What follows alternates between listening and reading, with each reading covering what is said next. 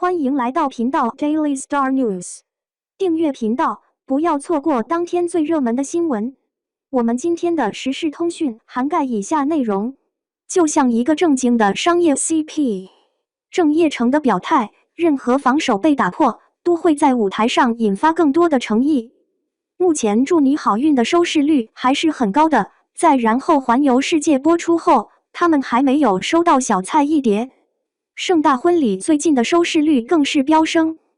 最近祝你好运开放了表演福利来宠爱他的粉丝。与此同时，郑业正直接将袁冰妍给掐死了。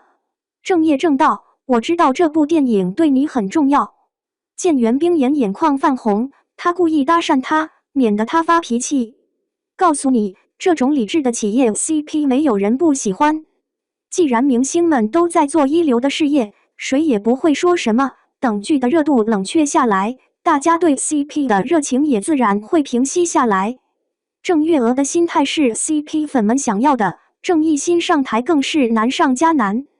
对袁冰妍来说，琉璃之后的第一部剧变成了许愿蓝虎。大家都知道琉璃在云谷大会上有多难受。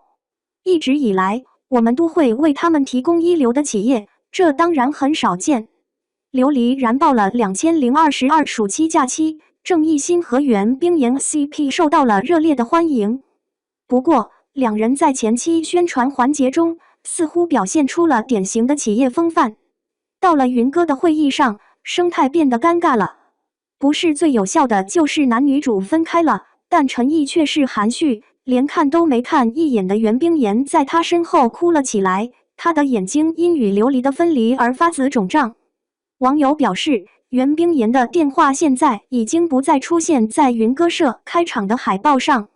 如果现在不再是广大剧迷的坚决抵抗和袁冰妍的营救，分数会不会像现在这么过分？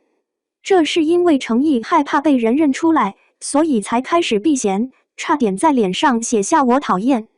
有热心人士解释说，程毅这么做是因为资本和背后的组织操纵。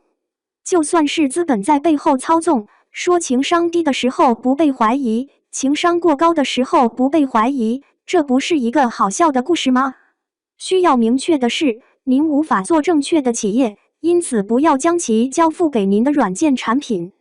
不是最有效的会破坏 CP 爱好者的好感，但还会带来糟糕的售后服务。